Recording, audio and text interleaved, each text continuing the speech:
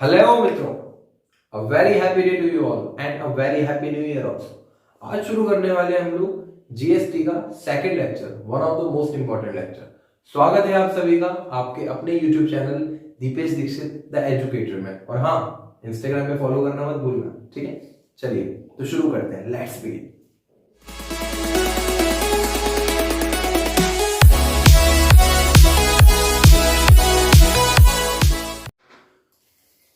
These are some items। ये कुछ items हैं जहां पर कुछ पे तो जीएसटी लगता है और कुछ पर जीएसटी नहीं लगता है। मैं बात नहीं कर रहा गुड्स परचेज और सेल करने की। गुड्स परचेज करेंगे, सेल करेंगे, जीएसटी लगेगा, वो तो बहुत ज्यादा नॉर्मल थिंग है जो हमने पिछले लेक्चर में पढ़ी थी। लेकिन यहां पर कुछ स्पेशल आइटम्स की अगर बात की जाए तो कुछ आइटम्स जिन पे जीएसटी लगनी जरूरी होती है उन्हें बोलते हैं items to be charge against GST, और जिन पे जीएसटी नहीं लगनी होती है उन्हें बोलते हैं एग्जेम्प्टेड फ्रॉम जीएसटी, मतलब जिनको जीएसटी के दायरे से बाहर कर दिया गया है। ठीक है, तो देखिए चार्ज जीएसटी के अंडर में जो चार्ज होते हैं, मतलब अगर रेंट दे रखा होगा, कमीशन दे रखा होगा, जीएसटी चार्ज होगी। रेंट गिवन है, कमीशन गिवन है, GST will be charge. Advertisement given है या फिर इंश्योरेंस प्रीमियम गिवन है, GST will be charge. Telephone expenses given है, जीएसटी चार्ज होगा। बैंक चार्जेस गिवन है, जीएसटी चार्ज होगा। ध्यान रखिएगा, थोड़ा सा इंपॉर्टेंट पॉइंट है bank charges. Printing and stationery GST charge होगा। Freight and cartage GST charge होगा। इसके बाद है लीगल फीस, आरसीएम। आरसीएम एक कंसेप्ट है, हालांकि इसका बहुत ज्यादा कुछ इफेक्ट नहीं पड़ता है, केवल समझने वाला कंसेप्ट है। सपोज हमारा एक बिजनेस है, हम किसी वकील से या कोई भी लीगल सर्विस हम प्रोवाइड कराते हैं, मतलब हमारा खर्चा हो रहा है, हम पैसा पे कर रहे हैं। अब जरूरी थोड़ी है उस पर्सन का जीएसटी में रजिस्ट्रेशन हो, लेकिन क्योंकि हमारा बिजनेस है तो हमारा जीएसटी में रजिस्ट्रेशन जरूर होगा। तो जीएसटी पे हम करेंगे। पे किसको करना चाहिए? वकील को या किसी भी लीगल सर्विस प्रोवाइडर को। But we are paying the GST in this particular case. तो इसमें क्या हो जाएगा कि जीएसटी उसको देना चाहिए, लेकिन हम हमारी तरफ से जमा करा रहे हैं। इस प्रोसेस को बोलते हैं आरसीएम, रिवर्स चार्ज मैकेनिज्म। लेकिन एंट्री तो वही होनी है ना जो होती है। जरूरी क्या हो जाता है? आइटम्स जो कि जीएसटी के दायरे से बाहर है, मतलब exempted from GST. Wages, salary, water charges, electricity, carriage, कुली चार्जेस या फिर पोस्टेज। इसके बाद में इंटरेस्ट पेड। देखिए ध्यान रखिए, अगर बैंक हमारे अकाउंट से पैसे काट लेती है वो जीएसटी के दायरे में आता है, लेकिन अगर बैंक हमको इंटरेस्ट देती है वो जीएसटी के दायरे से बाहर है। ध्यान रखिएगा, इसीलिए मैंने कहा था ये एक इंपॉर्टेंट पॉइंट है। इसके बाद में डेप्रिसिएशन। डेप्रिसिएशन बहुत सिंपल सीधी बात है, जो भी किसी फिक्स्ड एसेट पे लगता है, हम सब ये जानते हैं। बहुत छोटा सा कंसेप्ट है, आगे चल के इसको बहुत मतलब डीपली हम लोग पढ़ने वाले हैं। ठीक है, चलिए तो ये हमारा एक बहुत ज्यादा नॉर्मल सा सिनेरियो है जिस पर जीएसटी लगता है और जिस पर जीएसटी नहीं लगता है। आप स्क्रीनशॉट भी ले सकते हैं और लिख भी सकते हैं। ठीक है, इसी के साथ आपकी स्क्रीन पे एक इमेज प्रोवाइड हो रही है, आप इस स्क्रीन पे देख सकते हैं। अगर आपको मतलब ये पूरा बहुत ज्यादा डीपली सारे कंसेप्ट हैं कि किस पे जीएसटी लगती है, किस पे नहीं लगती है, और ज्यादा डिटेल में, लेकिन जो इंपॉर्टेंट पॉइंट्स हैं वो यही थे जो हमारे पास में लिखे हुए। ठीक है, और ज्यादा डीपली अगर हमको पढ़ना है या चीजें लिखनी है, किसी कॉपी में स्क्रीनशॉट लेना है, तो जो भी स्क्रीन पे आपको प्रोवाइडेड है आप उस पर स्क्रीनशॉट ले सकते हैं। ठीक, तो चलिए कुछ ट्रांजेक्शन समझते हैं कि हम उन ट्रांजैक्शन का नाम लिखेंगे, जो भी कुछ ट्रांजैक्शन होगा उसको लिखेंगे। उसके बाद में विदाउट जीएसटी में हम किस तरह की एंट्री करते थे और विद जीएसटी में हम उस एंट्री में क्या परिवर्तन लाते हैं। ठीक है, तो चलिए पहली एंट्री है परचेज गुड्स फॉर ₹10,000। आपने गुड्स खरीदे हैं 10,000 रुपीज के विद जीएसटी। देखिए जीएसटी में दोनों ही बातें होती हैं, हो सकता है आप आईजीएसटी पे कर रहे हो सकता है आप सीजीएसटी और सीजीएसटी और एसजीएसटी एक साथ पे कर रहे हो। ठीक है, चलिए purchases account debit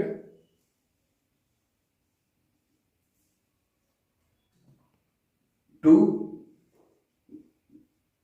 cash account 10,000 और 10,000। लेकिन जीएसटी में क्या एंट्री हो जाती है बेटा जी? Purchases account debit input CGST account debit input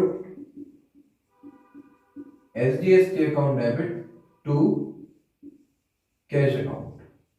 ठीक है, तो चलिए हमने परचेज की है 10,000 रुपीज की, हम परचेजेस में कितना लिख देंगे 10,000। अब जीएसटी सपोज 12% है, अब 12% जीएसटी का मतलब होगा कि 6% सीजीएसटी पे और 6% एसजीएसटी पे, ठीक है। तो 600 रुपए और 600 रुपए, टोटल कितना हो गया बेटा जी 11,200 रुपए वी आर पेइंग। क्लियर है, ये थी हमारी एक बहुत ज्यादा नॉर्मल सी एंट्री। अगर हमको आईजीएसटी लगाना होता है, मतलब अगर हम लोग इंटर स्टेट सेल कर रहे हैं, तो इंटर स्टेट सेल के केस में यहां पर इनपुट सीजीएसटी और इनपुट एसजीएसटी की जगह इनपुट आईजीएसटी लग जाएगा। क्लियर है, चलिए ठीक है। देखिए इसके बाद में entry number 2,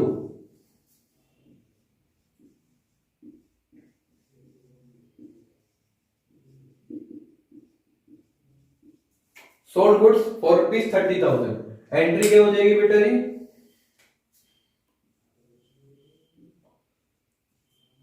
cash account debit to sales account,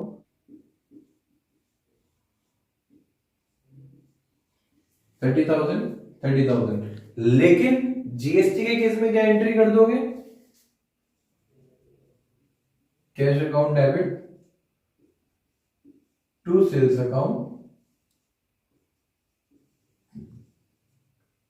to output CGST account to output SGST account. अब टोटली सेल तो बेटा हम 30,000 रुपए की कर रहे हैं, अब क्योंकि उस पे जीएसटी 6% लगेगा, तो 6 3 1800 और 1800, टोटल कितना हो जाएगा 33,600। This is the total amount we are receiving. Entry वाली हमने लास्ट क्लास में भी सीखी थी, लेकिन यहां पर हम बेसिकली डिफरेंस समझ रहे हैं दोनों एंट्रीज के बीच का। अब सपोज एक एंट्री आ जाती है हमारे साथ में,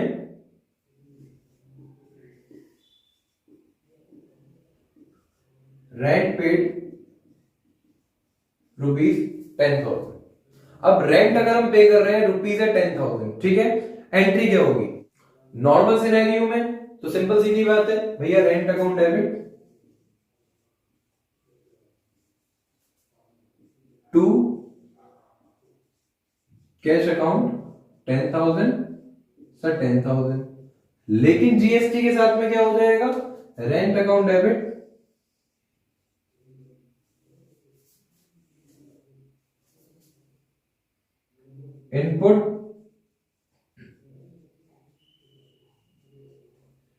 input CGST account, input SGST account debit to cash account. अब क्योंकि हम रेंट पे कर रहे हैं 10,000 रुपीज का, तो 10,000 रुपीज तो यहां पर आ गए।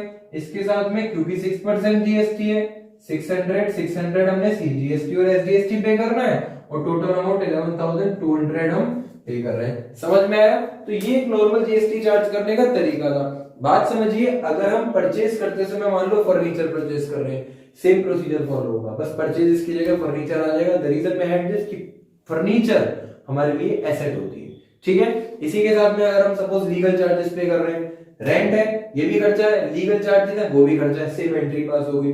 हमको ध्यान क्या रखना है, जो हमने थोड़ी देर पहले पढ़ा था कि कौन से आइटम्स पे जीएसटी लगती है और कौन से आइटम पे जीएसटी नहीं लगती है। क्लियर है? चलिए, एग्जामिनेशन में बहुत ज्यादा इंपॉर्टेंट लेवल पे आने वाला कंसेप्ट है डिस्काउंट कंसेप्ट। जीएसटी के केस में डिस्काउंट कैसे लगता है, तो देखिए बात समझिए। सबसे पहले जो भी वैल्यू होगी उस वैल्यू को लिखा जाएगा। अब सपोज कोई भी वैल्यू हम परचेज कर रहे हैं या सेल कर रहे हैं और अमाउंट है 1 लाख रुपीज, मैं एग्जांपल लेकर चल रहा हूं 1 लाख रुपीज। सबसे पहले उसमें से ट्रेड डिस्काउंट माइनस होता है। क्या? First of all we will deduct trade discount and this is always given in the question. Suppose 10%, और अगर 10% गिवन है तो भैया 1 लाख का 10% 10,000 रुपीज, बहुत इजी। अमाउंट कितना बच गया सर? 90,000। अब सिचुएशन ये आती है कि पहले इस पे जीएसटी लगाए या पहले इस पे डिस्काउंट लगाए। तो समझने वाला कंसेप्ट क्या है, डिस्काउंट कौन सा डिस्काउंट बेटा? I am talking about cash discount.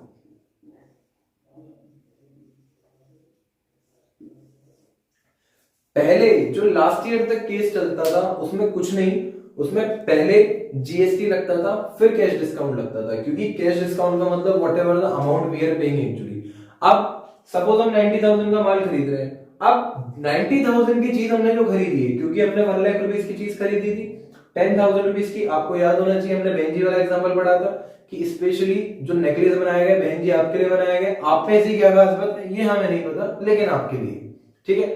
चलिए अब 90,000 की वो चीज हमको मिली है, अब 90,000 अगर हम पे कर रहे हैं तो 90,000 के साथ में हम जीएसटी भी पे करेंगे, तो अमाउंट जीएसटी ऐड करने के बाद डिस्काउंट लगेगा या डिस्काउंट पहले लगेगा।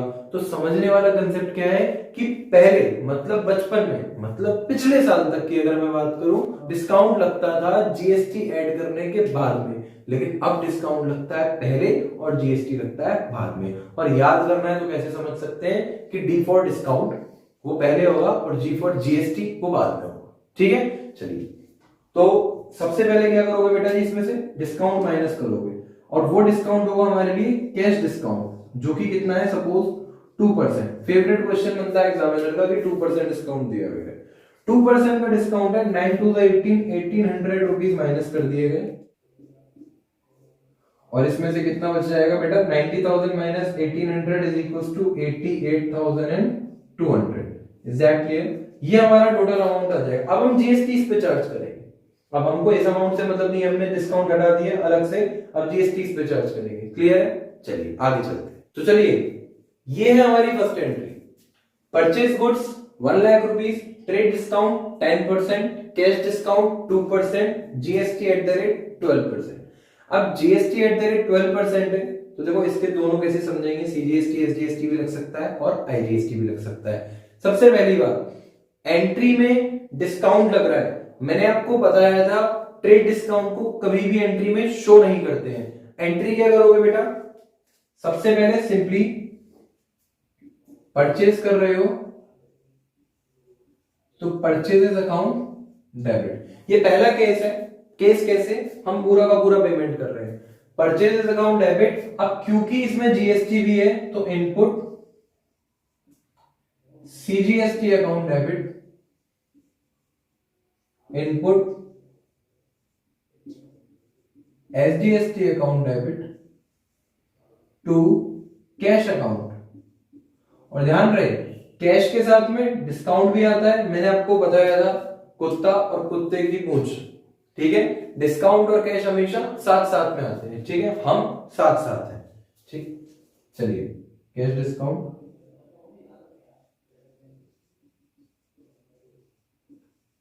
Received account. अब देखिए हम पेमेंट कर रहे हैं, सपोज हम जैसे भी एग्जांपल है, हम परचेज कर रहे हैं तो परचेज करते समय हम पेमेंट मेड कर रहे हैं। अब पेड करते समय डिस्काउंट हमको मिलेगा, ठीक है, अब हमारा फायदा है, और फायदा ऑल इनकम्स आर क्रेडिट, ठीक है, पढ़ा था ना वही है। To discount receive. अब देखो परचेज कितने की करी हमने, वर्किंग नोट क्या कहता है बेटा,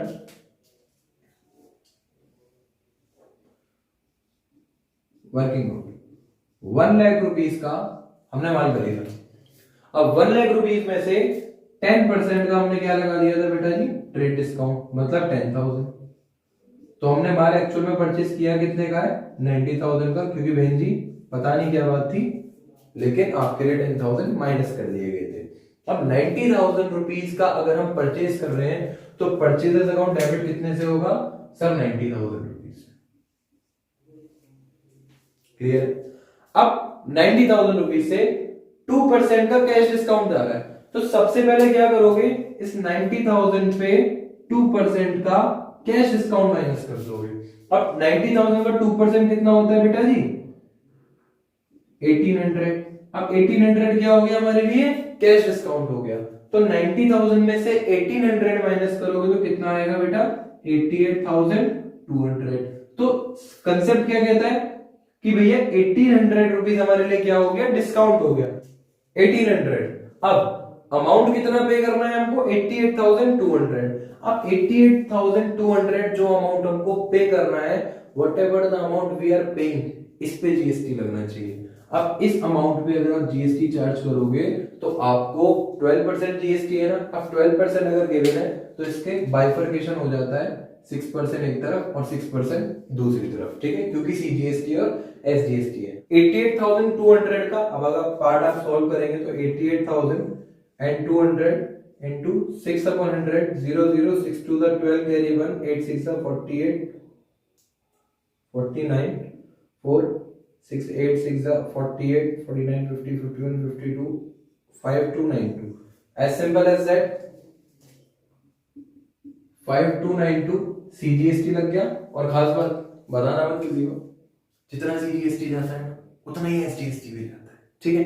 चलिए तो 5292 ये आपकी कैलकुलेशन बच गई, इजी हो गया, आपको दोबारा कैलकुलेट नहीं करना पड़ा, दोनों रेट हमेशा सेम आएंगे 5292 5292। अब हम अमाउंट कितना पे कर रहे थे सर 88,200, इसमें हमने जीएसटी कितना दिया है सर 5292 और 5292, इट मींस दैट हम टोटल अमाउंट कितना पे कर रहे हैं सर 4 9 9 18 कैरी 1 7, ठीक है 8 5 और 5 10 18 कैरी 1 9 8 7 8 4, ठीक है 9878, this is the total amount we are paying. Clear है, दैट्स द कांसेप्ट। मतलब हमने क्या किया, एक बार और रिपीट करते हैं, ठीक है। हमने गुड्स खरीदे थे 90,000 रुपीज के, हमने कितने लिख दिए 90,000 रुपीज। उसके बाद में हमने ये देखा कि डिस्काउंट कितना जा रहा है, तो सबसे पहले ना डिस्काउंट को अलग करो। आपने सबसे पहले डिस्काउंट अलग कर दिया 1800 रुपीज का, एक्चुअल फिगर आना चाहिए। फिर अमाउंट कितना बचा था 88,200 हमको पे करना है, इस पर हमने क्या क्या लगा दिया सीजीएसटी लगा दिया और एसजीएसटी लगा दिया। कितना कितना सर 66%। दोनों का अमाउंट लगाने के बाद में ये तो हमको भैया जो माल खरीदा है उसके बदले में पे करना है, प्लस ये हमें सरकार को पे करना है। ये हमारा जीएसटी अमाउंट है, तो total amount we are paying 98784 98784 हमने लिख दिया। इसमें यहां लिख दिया कि भैया माल तो कितने का आ रहा है हमारे पास में 90,000 रुपीज का, प्लस हम ये दो अमाउंट पे कर रहे हैं किसके लिए जीएसटी के लिए। क्लियर है, चलिए अब आगे का कंसेप्ट समझते हैं। Last but not the least, one of the most important concept we are going to study now, ठीक है।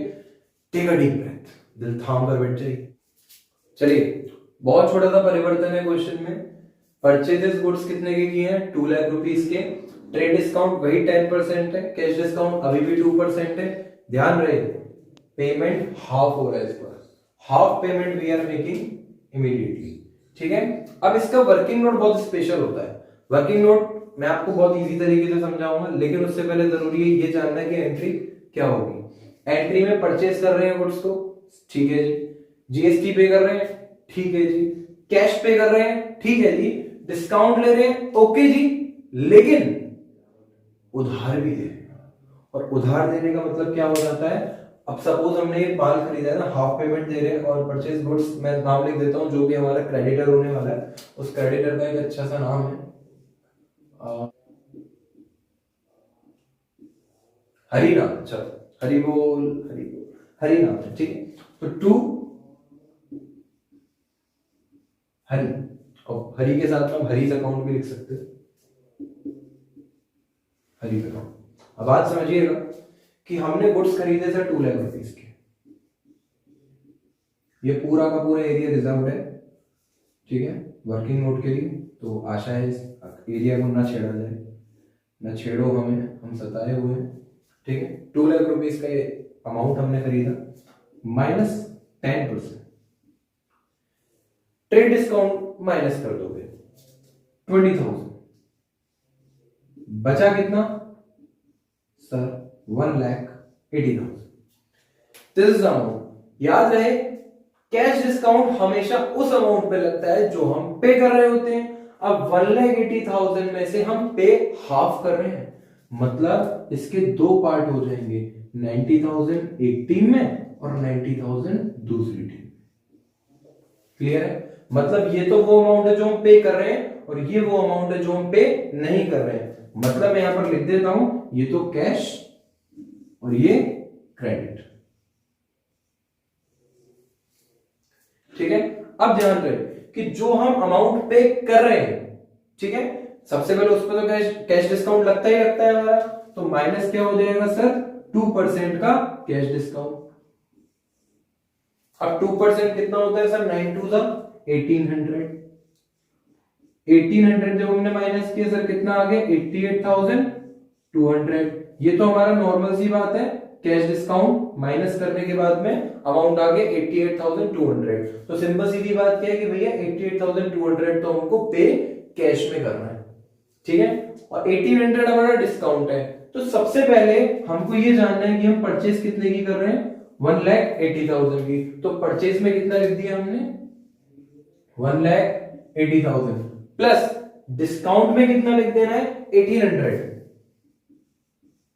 डिस्काउंट में 1800। अब कंसेप्ट ये है कि हमें यहां पर अमाउंट कितना पे करना है, 88,200, और यहां पर हमको डिस्काउंट तो लगा नहीं है, मतलब टोटल अमाउंट आज नहीं तो कल कितना पे करना है, 90,000, ठीक है। अब आज नहीं तो कल 90,000 तो पे करना ही करना है, प्लस जीएसटी भी तो पे करोगे। वो पर्सन हमको आज जीएसटी नहीं दे, मतलब वो पर्सन गवर्नमेंट को आज हमारी तरफ से जीएसटी नहीं देगा, जब कल हमको पेमेंट मिल जाएगा तब तो देगा। मतलब हमने अगर माल खरीदा है 1,80,000 का, तो हमें 1,80,000 पे जीएसटी देनी है। जितना अमाउंट आप आज पे कर रहे हो आधी उस पे, जितना अमाउंट आप कल पे करोगे आधी उस पे, मतलब इस पे जीएसटी लग जाएंगे दो, एक तो सीजीएसटी और एक एसजीएसटी। सर कितना कितना, 6% क्योंकि 12% के दो पार्ट हो जाते हैं सर, 6% एक तरफ 6% दूसरी तरफ। हम फिर से वही कैलकुलेशन घुमाएंगे, फिर से वही कैलकुलेशन करेंगे, 88,200 की 6/100, 00 से 00 कैंसिल, 6 2 12 कैरी 1, 8 6 48 का 9 49, 8 6 48 और 4 53 52 5292। स्टैक क्लियर, 5292 का जीएसटी हम पे कर रहे हैं और 5292 का जीएसटी हम एसजीएसटी पे कर रहे हैं। इसका मतलब टोटल अमाउंट कैश में 88,200 हमें पे करना है, प्लस जीएसटी कितना पे कर रहे हो सर, 5292 मतलब टोटल अमाउंट कितना हो गया सर, 4 8 कैरी 1 7 8 10 18 कैरी 1 98784, मतलब ये टोटल अमाउंट है जो हम पे कर रहे हैं, और ये वो अमाउंट है जो हम पे नहीं कर रहे हैं। लेकिन नहीं करने वाले में भी तो कल को जीएसटी दोगे। अब इस पे अगर जीएसटी कैलकुलेट की जाए तो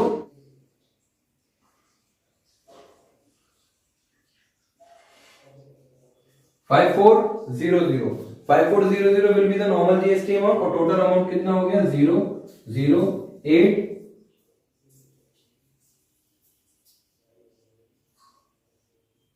1,08,000, ठीक है। चलिए अब देखिएगा, ये टोटल अमाउंट है जो हमने पे किया, ये वो टोटल अमाउंट है जो हमने पे नहीं किया। लेकिन अगर देखा जाए तो जीएसटी का टोटल अमाउंट कितना है सर, 5,000 5,000 10,000, ये आ जाएगा 10,692।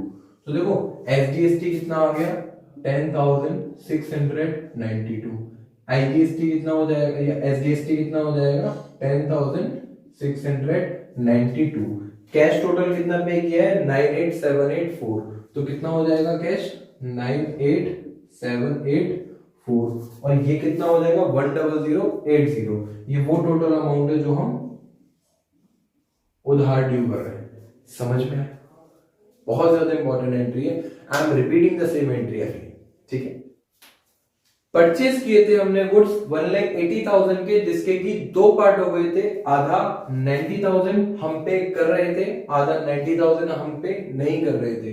तो जो हम पे कर रहे थे उस पर हमने डिस्काउंट लगाया 2% का, मतलब 1800। उसको माइनस करने के बाद में टोटल ड्यू अमाउंट कितना हुआ 88,200, जो कि हम अभी पे कर रहे हैं। उसके बाद 90,000 जो हमको आज नहीं लेकिन कल पे करना है, लेकिन जीएसटी के साथ ही तो पे करोगे जब भी करोगे। अब जब भी हमने पे करना है जीएसटी के साथ में, जब पे करोगे तो जीएसटी कितना हो जाएगा उस पे सर, सीजीएसटी 5400, एसजीएसटी 5400, और जो हम आज पे कर रहे हैं 88,200, उसके साथ में सीजीएसटी कितना पे करोगे सर 5292, एसजीएसटी कितना पे करोगे 5292। So the total amount we are paying 88,200 plus 5292 plus 5292 is equals to 98,784, और जो अमाउंट हम पे आज नहीं लेकिन कल करने वाले हैं 90,000 plus 5,400 plus 5,400 is equals to 1,08,000. So the total amount we are paying 98,784, discount 1,800, और जो हमको आज नहीं लेकिन कल पे करना है 1,00,800। इसके साथ में जो गुड्स हमने खरीदे हैं वो है 1,80,000 के 10 और जो जीएसटी है वो 10692 दोनों जगह। क्लियर है? यही एंट्री आपके लिए सेल्स में भी आ सकती है और इसके साथ में इस एंट्री को कई बार मोल्ड किया जा सकता है कि हाफ ऑफ की जगह हो सकता है 40% और 60% पेमेंट हो रहा हो, मतलब 40% हम पे कर रहे हैं, 60% हम पे नहीं कर रहे हैं। कई बार आ जाता है कि 1/4 अमाउंट पे कर रहे हैं, बाकी का अमाउंट हम पे नहीं कर रहे हैं। इस तरह के फ्लक्चुएशन एंट्री में आएंगे, लेकिन आपको एक वर्किंग नोट इस तरीके से मैनेज करना है, बनाना है और entry will be so simple for you. ठीक है, तो चलिए बने रहिए हमारे साथ, आगे के कंसेप्ट समझते हैं, कुछ नए नए लेक्चर्स में नए नए चैप्टर्स। ठीक है, और कोई भी अगर आपकी रिक्वायरमेंट होती है किसी भी चैप्टर के लिए, अगर समझ में नहीं आ रहा हो तो आप लिख सकते हैं कमेंट बॉक्स में, जरूर आपका मान रखा जाएगा। थैंक यू सो मच और मिलते हैं नेक्स्ट वीडियो में। Bye bye, take care.